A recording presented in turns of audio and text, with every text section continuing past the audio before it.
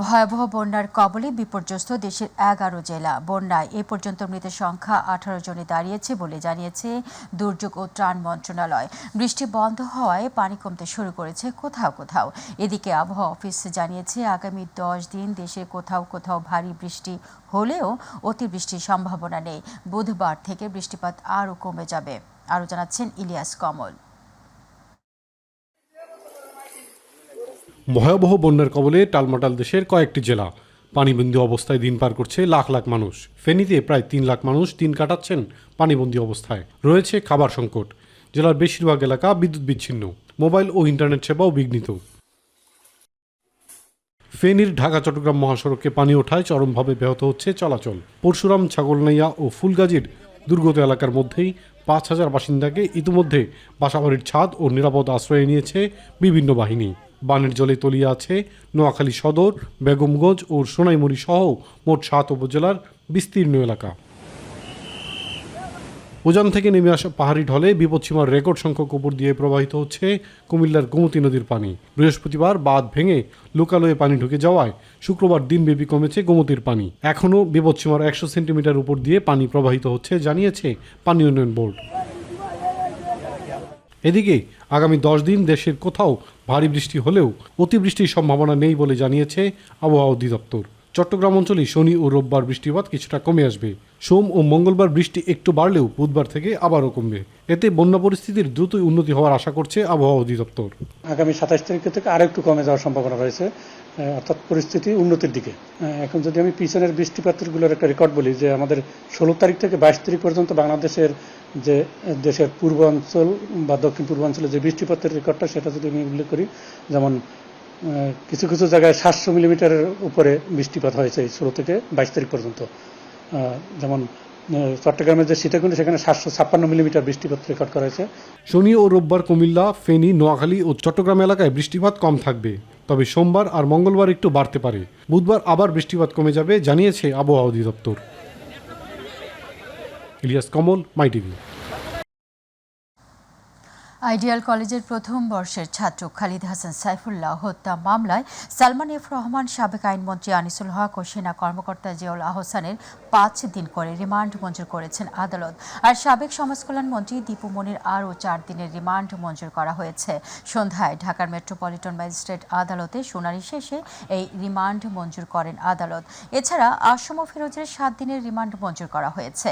দুপুরে মামলার তদন্ত কর্মকর্তা লালবাগ থানার সাব ইন্সপেক্টর আক্কাস মিয়া ১০ দিন রিমান্ড আবেদন করেন।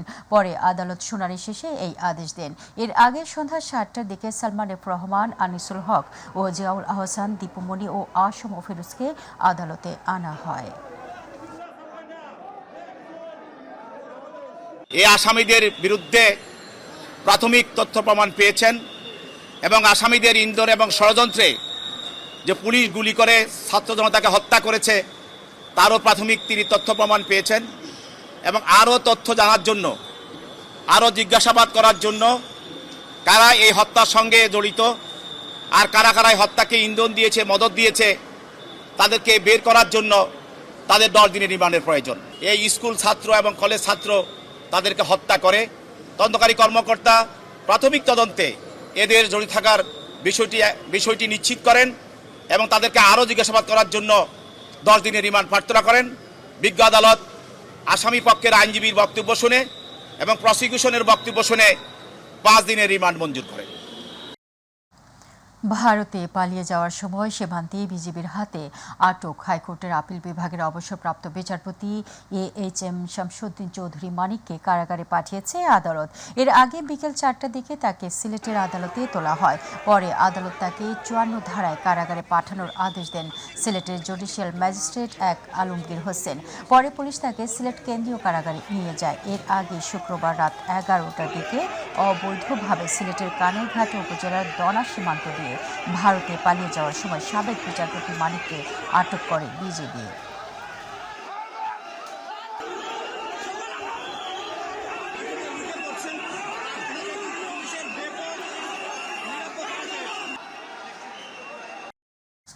ঢাকা ১৩ আসনের সাবেক সংসদ সদস্য সাদেক খানকে আটক করেছে পুলিশ। বাংলাদেশে নিযুক্ত সাবেক মার্কিন রাষ্ট্রদূত মার্শা বার্নিকাটের গাড়িতে হামলার ঘটনায় করা মামলার অন্যতম আসামি তিনি। শনিবার সন্ধ্যায় তাকে আটক করে পুলিশ। ২০১৮ সালের ৪ আগস্ট রাতে রাজধানীর মোহাম্মদপুরে মার্শা বার্নিকাটের গাড়িতে হামলার ঘটনা ঘটে। সেই দিন বদিউল আলম মজুমদারের বাসায় নৈশভোজে গিয়েছিলেন মার্শা বার্নিকাট। নৈশভোজ শেষে গাড়িতে ওঠার সময় তার গাড়িবহর লক্ষ্য করে হামলা করা হয়। পরে এই ঘটনায় একটি মামলা দায়ের করা হয়। সেই মামলার আসামি সাদেক খান।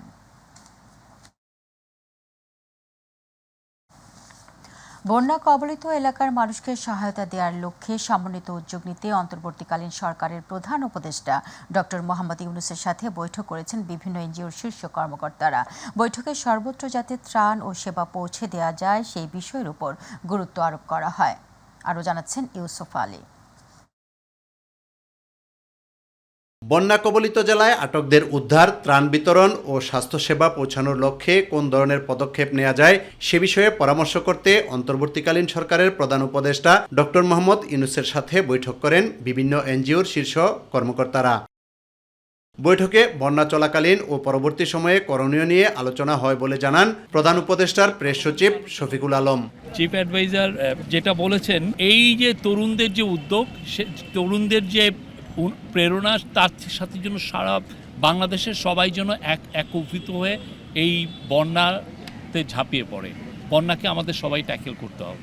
সরকারি বেসরকারি স্বেচ্ছাসেবী সংগঠন ও এনজিওগুলো একসাথে কাজ করলে বন্যার কারণে সৃষ্ট সংকট দূর সহ দুর্গম এলাকায় ত্রাণ পৌঁছানো সহজ করতে এই বৈঠকের আয়োজন করা হয়েছে বলে জানান ব্র্যাকের প্রধান নির্বাহী কর্মকর্তা আসিফ সালেহ।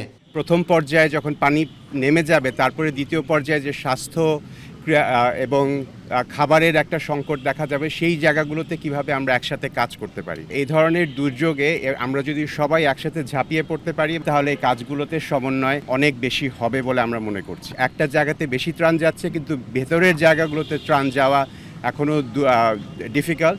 তো সেজন্য আমরা কয়েকটা আইডিয়া নিয়ে আলাপ করেছি। একটা হচ্ছে যে এগুলোকে জোনিং ভিত্তিতে ভাগ করে দেওয়া যায় কিনা, যেখানে একটা কোঅর্ডিনেশনের একটা মেকানিজমের মাধ্যমে এই জায়গাগুলো আরও স্পেসিফিক্যালি কাজ করা যাবে। ইউসুফ আলী, মাই টিভি, ঢাকা।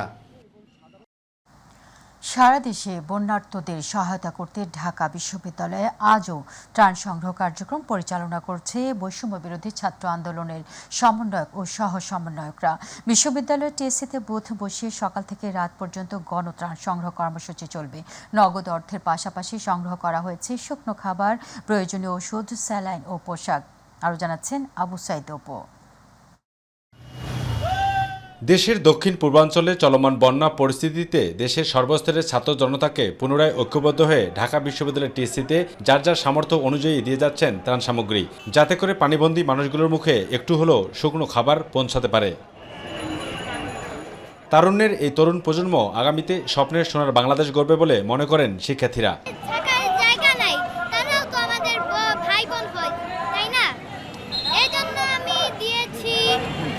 বন্যার মানুষদের জন্য খেলনার ব্যাংকে টাকা জমায়, বন্যার মানুষদেরকে সাহায্য করতে এসেছি। আমার জন্মের পর আমি এরকম কোনো সিচুয়েশন কখনো দেখিনি, তো এটা আমার জন্য এটা ফার্স্ট। তো সেখান থেকেই আসার মানে এটা একটা নতুন বাংলাদেশ, সব কিছুই নতুন, আর মনুষ্যত্ববোধ থেকে এখানে অ্যাকচুয়ালি আসা, মানুষদেরকে সাহায্য করা। যতটুকু আমি আমার মাধ্যমে দিতে পারছি বা আমি সাহায্য করতে পারছি সবার জন্য, যেমন হচ্ছে মানে জামা কাপড় করা, তারপর হলো খাবার দাবার এগুলো আলাদা করে দেওয়া, যতটুকু আমি আমার মতো করে করতে পারছি, এটা সত্যি আমার জন্য অনেক ভালো লাগে। রাজধানীর বিভিন্ন স্থান থেকে ব্যক্তি বা প্রতিষ্ঠানের উদ্যোগে ট্রাক, সিএনজি, ভ্যান ও রিকশায় বন্যার্তদের জন্য খাবার, জামা কাপড়, ওষুধ ও প্রয়োজনীয় সামগ্রী নিয়ে আসা হচ্ছে। অসংখ্য মানুষ তাদের ব্যক্তিগত প্রাইভেট কারে করে ত্রাণ সামগ্রী পৌঁছে দিচ্ছেন টিএসসিতে। ছাত্র জনতাই আগামী সুন্দর বাংলাদেশ গড়বে এবং 5 আগস্ট দ্বিতীয়বারের মতো অর্জিত স্বাধীনতা রক্ষা করবে। তবে এই বন্যাকে রাজনৈতিকভাবে বিবেচনা না করে ছাত্র জনতাকে পুনরায় একত্রিত করার ফসল হিসেবে শিক্ষার্থীদের পাশে দাঁড়িয়েছেন বিত্তবান ও নগরবাসীও। আমার কাছে মনে হয় যে একটা মানবিক দিক আর হচ্ছে এটা যদি ধর্মীয় দিক চিন্তা করি, এটা এগিয়ে আসা উচিত। আসলে বাংলাদেশটা আমার কাছে মনে হয়েছে যে আসলে নতুনভাবে গড়ে উঠছে। আমাদের দেশের মানুষদের পাশে এখন দাঁড়ানো আসলে আমাদের থেকে এতটুকু সাহায্য পাওয়া আসলে তাদের অধিকার, ওই ন্যায্য দাবিটা নিয়ে আসলে আমরা এখানে এসেছি। ছেলেদের কাপড় আলাদা করছি, মেয়েদের কাপড় আলাদা করছি, ছোট বাচ্চাদের কাপড় আলাদা করছি বয়স ভেদে। এখন এটা আমরা এক একটা বস্তায় প্রায় 10 থেকে 15 সেটের মতো কাপড় দিচ্ছি। মোটামুটি ভালো সাড়া পাচ্ছে গতকালকে থেকেই। মোটামুটি আমাদের এখন তো আজকে আমরা জামা কাপড় পেইং করতেছি। গতকালকে আমাদের নগদ অ্যামাউন্ট ছিল, তারপর কি অনেকে অনেক কিছু দিয়ে গেছে। আজকে একটু ভিড় কম, হয়তো বিকেলের দিকে আর একটু বাড়তে পারে হয়তো। বন্যা দুর্গত মানুষের পাশে দাঁড়ানোর জন্য এরকম নিরন্তর চেষ্টা অতীতে কখনো দেখা যায়নি। তবে নতুন রাষ্ট্র সংস্কারের ক্ষেত্রে এবং ভবিষ্যৎ প্রজন্মকে নতুন একটি বাংলাদেশ উপহার দেওয়ার ক্ষেত্রে এইসব শিক্ষার্থীদের অবদান সত্যিই অনুকরণীয় এবং অপূরণীয়।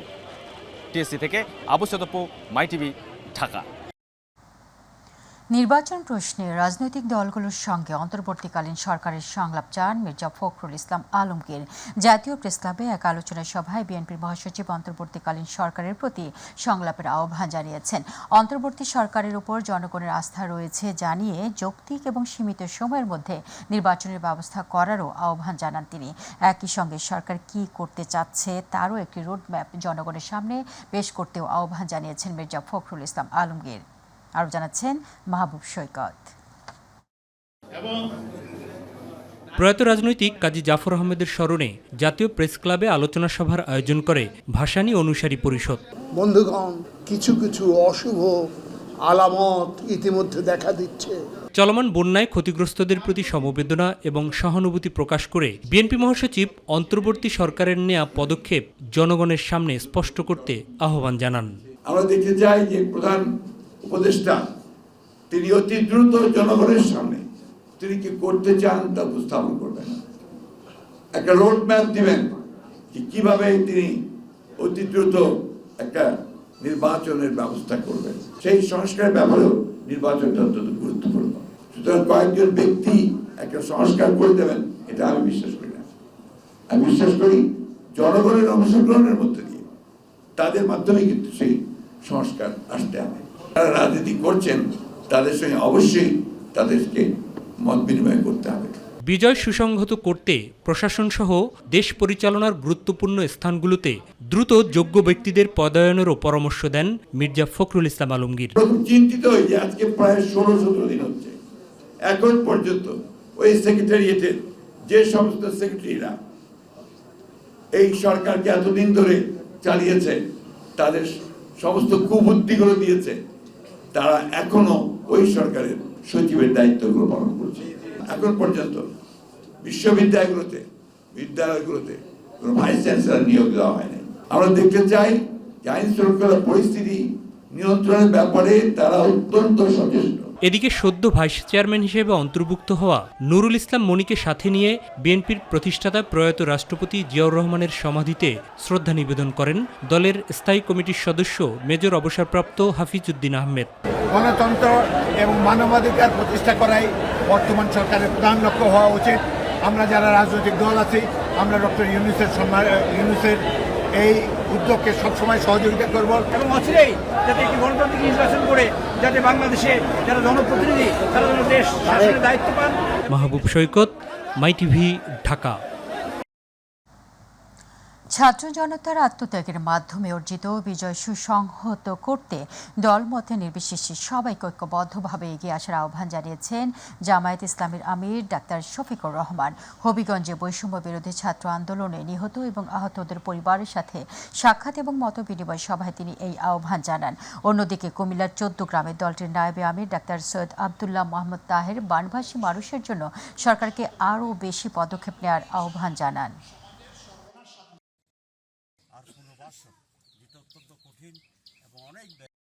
ডিএমপির সাবেক অতিরিক্ত কমিশনার হারুনুর রশিদ সহ অভিযুক্ত ঊর্ধ্বতন কর্মকর্তাদের অবস্থান জানা নেই ডিএমপির, তবে তাদের বিষয়ে বিভাগীয় ব্যবস্থার পাশাপাশি আইনি পদক্ষেপ প্রক্রিয়াধীন বলে জানিয়েছেন ডিএমপির কমিশনার মোহাম্মদ মাইনুল হাসান। সকালে ডিএমপির মিডিয়া সেন্টারে দায়িত্ব গ্রহণের পর প্রথমবারের মতো সংবাদ সম্মেলনে তিনি জানান, পুলিশ বাহিনীকে ঢেলে সাজানো হচ্ছে, কোনো আস্থার সংকট থাকবে না। আবু সাইদ অপুর প্রতিবেদনে বিস্তারিত। 5 আগস্ট সরকার পতনের পর থেকে বিভিন্ন মামলা ও অভিযোগে গ্রেপ্তার হচ্ছেন অনেকেই। বিগত সরকারের মন্ত্রী এমপি থেকে শুরু করে এ তালিকায় আছে প্রভাবশালী সদ্য অবসরে যাওয়া সেনা কর্মকর্তারাও। অবশেষে এসব বিষয় নিয়ে মুখ খুললেন ডিএমপি কমিশনার। দায়িত্ব গ্রহণের পর প্রথমবারের মতো ঢাকা সংবাদ সম্মেলনে হাই প্রোফাইল ব্যক্তিদের গ্রেপ্তারের বিষয়ে কথা বলেন তিনি। জবাব দেন ক্রিকেট তারকা ও সাবেক এমপি সাকিব আল হাসানের মামলার বিষয়েও। এই সাম্প্রতিক যে গণ আন্দোলনে যে হত্যাকাণ্ড যেগুলো হয়েছে এই সকল মামলায় তারা আমাদের নিকট রিমান্ডে আছেন। তো আমরা মূলত এই সকল বিষয়ে তাদের দিক থেকে যে সকল সহযোগিতা বা ধরেন তারা বিভিন্নভাবে হয়তো কেউ অর্থ নিয়োগ করেছেন, কেউ হয়তো পরামর্শ দিয়েছেন, অনেকে আবার বিভিন্ন সময়ে বক্তৃতা বিবৃতি দিয়ে এটাকে উৎসাহিত করেছেন। আমরা এই সকল বিষয়ে এই মুহূর্তে জিজ্ঞাসাবাদ করছি যে তাদের ইনভলভমেন্ট এটা পরিষ্কার হওয়ার জন্য। তবে অভিযুক্ত ডিএমপির ঊর্ধ্বতন কর্মকর্তাদের কেন গ্রেপ্তার করা হচ্ছে না সে বিষয়ে পরিষ্কার কোনো জবাব মেলেনি। উচ্চাভিলাষী কিছু পুলিশ কর্মকর্তার জন্য পুলিশ বাহিনী সুনাম খুইয়েছে বলেও স্বীকার করেন নবাগত ডিএমপি কমিশনার। কে কোন জেলা থেকে আসলো বা কোথেকে আসলো এটি আমাদের বিবেচনার বিষয় নয়। আমরা চাই এটি সুন্দর সুশৃঙ্খল পুলিশ বাহিনী তৈরি করতে, যেখানে সকল পুলিশ সদস্যের আচরণ হবে পেশাদার। আমরা চাই এটি পেশাদার পুলিশ বাহিনী তৈরি হবে। এখানে আপনার দুর্নীতি, অনিয়ম, অন্যায় এর কোনো স্থান থাকবে না। এবং এটার জন্য আমাদের দিক থেকে যেরকম যে কর্মপরিকল্পনা থাকবে, একই সাথে আমরা জনগণের সাপোর্টও চাই যে আপনারা ধরিয়ে দেন কে এরকম যে অপরাধমূলক কাজগুলো করছে, নিয়ম বহির্ভূত বিধিবহির্ভূত কাজগুলো করছে, এগুলো আপনারাও ইনফরমেশন আমাদেরকে দেবেন এবং অ্যাকর্ডিংলি আমরা ব্যবস্থা নেব। এটা দুইটাই আমরা আমাদের দিকে যেমন চেষ্টা থাকবে, অনুরূপভাবে যারা সেবা গ্রহণকারী আপনারা এই যে পুলিশি সেবা যারা নিচ্ছেন আপনারাও বিভিন্ন সময় আমাদেরকে তথ্য সাহায্য করুন। তো তাহলে আমার মনে হয় যে খুব দ্রুতই আমরা একটা সুন্দর পুলিশ বাহিনী তৈরি করতে পারব। ছাত্র আন্দোলন দমাতে অবৈধ অস্ত্রের পাশাপাশি লাইসেন্সকৃত যেসব অস্ত্রের ব্যবহার হহয়েছে সব বিষয়ে তদন্ত হচ্ছে বলে জানান ডিএমপি কমিশনার। যে লস্ট ওয়েপনের সংখ্যা হলো 1898। তো এর মধ্যে আমরা এ পর্যন্ত 453টি পেয়েছি, তবে আরও পাবো। বিভিন্ন সংস্থার কাছে এখনও ওই যে কালেক্টেড ওয়েপন আছে, এগুলো আমরা কালেক্ট করলে আমরা অ্যাকুরেট ফিগারটা এখন আমরা পাইনি। তবে আমার মনে খুব বেশি যে গ্যাপ হবে না যখন আমরা টোটাল পিকচারটা পাবো। অবশ্যই তপু, মাই টিভি, ঢাকা। বন্যা কবলিত এলাকায় দুর্ঘটনা এড়াতে বিদ্যুৎ সংযোগ বন্ধ রাখা হয়েছে। পানি নেমে যাওয়ার সাথে সাথে দ্রুত লাইন চালু করা হবে বলে জানিয়েছেন বিদ্যুৎ ও জ্বালানি উপদেষ্টা মোহাম্মদ ফাউজুল কবির খান। বেলা 11:30টার দিকে মানিকগঞ্জের শিবালয়ে 35 মেগাওয়াটের একটি সোলার বিদ্যুৎ উৎপাদন কেন্দ্র পরিদর্শনকালে সাংবাদিকদের প্রশ্নের জবাবে তিনি এই কথা বলেন। তিনি আরও বলেন, বিদ্যুৎ ও জ্বালানি খাতে বিগত সময়গুলোতে ব্যাপক অনিয়ম হয়েছে। 2010 সালে আইন করার মাধ্যমে কোনো প্রতিযোগিতা ছাড়াই প্রকল্প নেওয়া হতো। যখন এই ঝড় জলোচ্ছ্বাস এগুলো হয় তখন প্রথম যেটা হয় সেটা হচ্ছে যে বিদ্যুৎ পৃষ্ঠ হয়ে মানুষ মারা যায়। তো আমরা প্রথমে লাইনগুলো বন্ধ করে দিয়েছি, বিদ্যুৎ সচিব আমাদের সঙ্গে আছেন। তো এখন এইটা হচ্ছে প্রাথমিক। তারপরে এখন ওই অবস্থাতে তো বিদ্যুৎ চালু করা যাবে না, কারণ করলে তো মানুষ বিদ্যুৎ পৃষ্ঠ হয়ে মারা যাবে। তো সেইটা আমরা অলরেডি ব্যবস্থা নিয়েছি। তারপরে যখন বন্যার পানি যখন নেমে যাবে আমরা দ্রুততম সময়ে এই বিদ্যুৎ সংযোগগুলো পুনরায় করার চেষ্টা করব, যাতে করে আবার মানুষ ঘরে বিদ্যুৎ পায়। কাল থেকে নিয়মিত শিডিউলে চলবে metro rail. Dhaka mass transit company limited DMTCL জানিয়েছে, বৃহস্পতি ও শুক্রবার পরীক্ষামূলকভাবে চালানো হয়েছে মেট্রো রেল। এতে লাইনে কোনো সমস্যা দেখা যায়নি। কিছু কারিগরি ইস্যু নিয়ে কাজ চলছে, তবে মেরামত ও সংস্কারের প্রয়োজনীয়তা থাকায় আপাতত কাজীপাড়া ও মিরপুর 10 স্টেশনের কার্যক্রম বন্ধ থাকবে। কোটা সংস্কার আন্দোলনের সময় গত 18 জুলাই মিরপুর 10 নম্বর গোল চত্বরে পুলিশ বক্সে অগ্নি সংযোগ করা হয়। ওই দিন বিকেল 5টায় মেট্রো রেলের চলাচল বন্ধ করে দেয় কর্তৃপক্ষ। সিলেট অঞ্চলে বন্যা পরিস্থিতি কিছুটা স্বাভাবিক হওয়ায় ঢাকা সিলেট ঢাকা রুটে ট্রেন চলাচল শুরু হয়েছে। ঢাকা থেকে সিলেটের উদ্দেশ্যে আজ বেলা 11:15 জয়ন্তিকা এক্সপ্রেসে ছেড়ে গেছে। এছাড়া কালনী এক্সপ্রেস, উপবন এক্সপ্রেস এবং 10 নং সুরমা মেইল পরিচালনা করা হবে। রাত থেকে ওই পথের ট্রেনগুলোর টিকিট অনলাইনে পাওয়া যাচ্ছে। এর আগে 21 আগস্ট অতিরিক্ত বৃষ্টিপাত ও খোয়াই নদীর পানি বৃদ্ধি পাওয়ায় ট্রেন চলাচল ঝুঁকিপূর্ণ মনে করে বন্ধ রাখা হয়।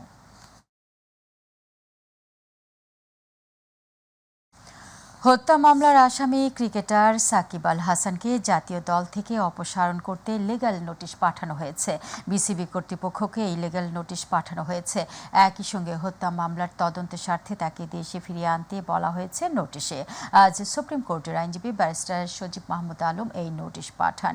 গার্মেন্টস কর্মী রুবেলকে হত্যার নির্দেশদাতা হিসেবে ক্রিকেটার সাকিব আল হাসানের বিরুদ্ধে 22 আগস্ট ডিএমপির আদাবর থানায় একটি হত্যা মামলায় দায়ের হয়। সাকিব আল হাসানকে মামলার 28 নম্বর এজাহার নামেও আসামি করা হয়েছে।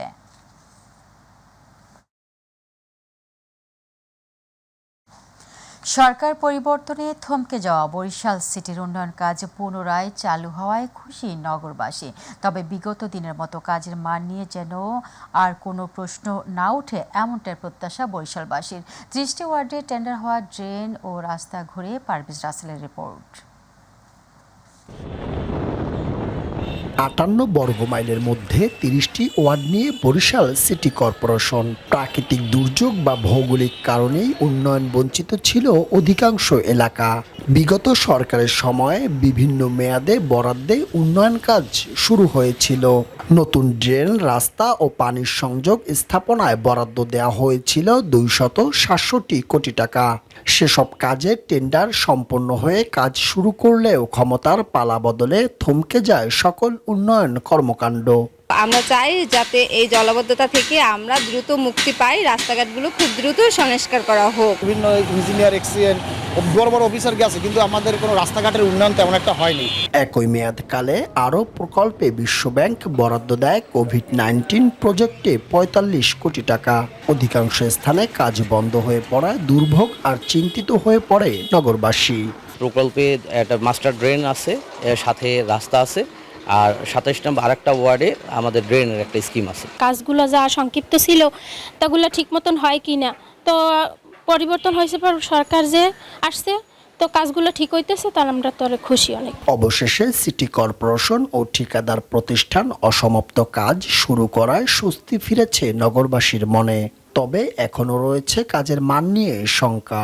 কাজটা আবার কি স্থবির হয়ে যাবে কিনা, না বাতিল হয়ে যাবে কিনা, নতুন সরকার এসেছে, কিন্তু আজ আমরা আশাবাদী হয়েছি আবার যে না, এই রাস্তার কাজ যেভাবে চলমান ছিল সেভাবেই চলমান থাকবে। যোগদান করেই সকল উন্নয়ন প্রকল্প চলমান রাখার নির্দেশ দিয়েছে নতুন প্রশাসক। বরিশাল সিটি কর্পোরেশনের সকল ধরনের চলমান যে প্রকল্পগুলো আছে এগুলো চলমান থাকবে বলে তিনি সকলকে অবহিত করেছেন। এছাড়াও দৈনন্দিন নাগরিক সেবার ক্ষেত্রে স্বচ্ছতা এবং জবাবদিহিতার সাথে জানি সকলে কাজ করে। সরকার পরিবর্তনে কিছুটা হলেও থমকে যায় বরিশাল সিটির সকল উন্নয়ন কাজ। তবে পুনরায় চালু হলে এসব কাজে নগরবাসীর প্রত্যাশা একটাই, কাজগুলো যেন হয় স্বচ্ছ, টেকসই এবং জবাবদিহিতামূলক। পারভেজ রাসেল, মাই টিভি, বরিশাল। দর্শক, এ ছিল এখনকার আয়োজনে। ধন্যবাদ সাথে থাকার জন্য। এছাড়াও ইউটিউবে মাই টিভি সংবাদ পেতে ভিজিট করুন youtube/mytv এবং আমাদের সকল অনুষ্ঠান দেখতে ভিজিট করুন youtube/mytv বাংলা, facebook/mytv বাংলা। আমাদের পরবর্তী সংবাদ দেখার আমন্ত্রণ জানিয়ে বিদায় নিচ্ছি। আল্লাহ হাফিজ।